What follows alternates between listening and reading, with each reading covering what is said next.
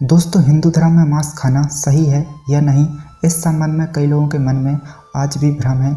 यूं तो शाकाहारी भोजन को हिंदू धर्म में उत्तम माना गया है, लेकिन मांस खाने को लेकर कोई सख्त अनुदेश नहीं दिया गया है। चूँकि हम जानते हैं कि वेद ही हिंदू धर्म के धर्म ग्रंथ हैं। वेदों का सार उपनिषद और उपनिषदों का सार गीता है। इसलिए दोस्तों, इस गुत्थी को सुलझाने के लिए हम यहाँ तीनों का मत जानेंगे। इसलिए दोस्तों, आप वीडियो में अंत तक जरूर बने रहें।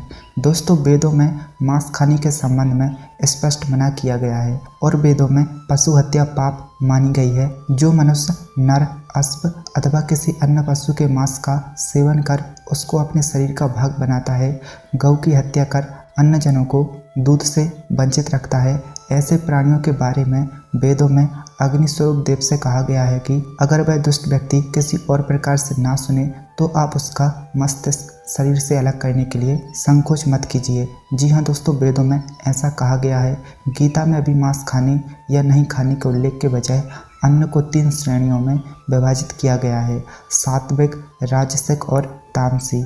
गीता के अनुसार अन्न से ही मन और विचार बनते हैं। जो मनुष्य सात्विक भोजन ग्रहण करता है उसकी सोच भी सात्विक होगी, अतः सात्विकता के लिए सात्विक भोजन ही अनिवार्य है तथा राजसिकता के लिए राजसिक भोजन और तामसी कार्यों के लिए तामसी भोजन होता है। गीता में वर्णित शब्दों के अनुसार यदि कोई सात्विक व्यक्ति तामसिक भोजन करने लगेगा तो उसके विचार और कर्म भी तामसी हो जाएंगे।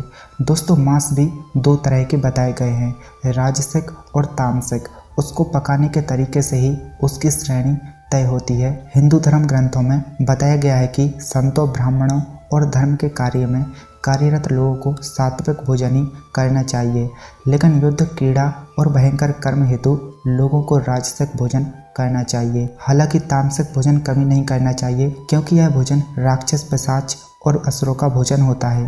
तामसिक भोजन में अच्छे से नहीं धोया गया मांस, बासी भोजन, खराब भोजन, बहुत तीखा और मसालेदार भोजन आदि शामिल होता है। आयुर्वेदज्ञ सुश्रुत अनुसार रोग उपचार में शरीर की पुष्टि हेतु कभी कभी मांसाहार करना जरूरी होता है। सुश्रुत संहिता अनुसार मांस, लहसुन और प्याज औषधि हैं। औषधि किसी बीमारी के इलाज हेतु होती है। यह मनुष्य की जिह्वा के स्वाद के लिए या इसका नियमित सेवन करने के लिए नहीं होती है। दोस्तों, आज भी मछली का तेल, सांप के जहर से अनेक औषधियों का निर्माण होता है।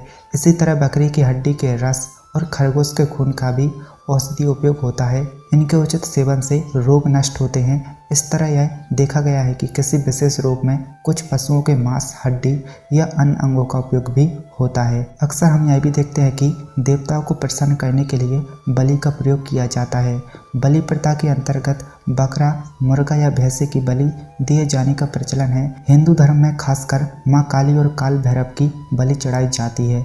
विद्वान मानते हैं कि हिंदू धर्म में लोक परंपरा की धाराएं भी जुड़ती गईं और उन्हें हिंदू धर्म का हिस्सा माना जाने लगा। दरअसल दोस्तों, बलि प्रथा कभी भी हिंदू धर्म की देन है ही नहीं। बलि प्रथा का प्रचलन हिंदुओं के शाक्त और तांत्रिकों के संप्रदाय में ही देखने को मिलता है, लेकिन इसका कोई धार्मिक आधार नहीं है। शाक्त या तांत्रिक संप्रदाय के लोग अपनी शुरुआत से ऐसे नहीं थे, लेकिन लोगों ने अपनी इच्छाओं की पूर्ति के लिए कई तरह के विश्वास को आगे आने वाली संप्रदाय में जोड़ दिया। पशु बलि की यह प्रथा कब और कैसे प्रारंभ हुई, इस बारे में कहना कठिन है, लेकिन इतना तो तय है कि यह वेद, गीता, उपनिषद या पुराणों की देन बिल्कुल भी नहीं है। हिंदू धर्म कभी भी मांसाहार खाने की सलाह या अनुमति नहीं देता है। खासकर हिंदू धर्म में अश्व, नर, गाय, श्वान, सर्प, सुअर, शेर, गज और पवित्र पक्षी का मांस खाना घोर पाप माना गया है।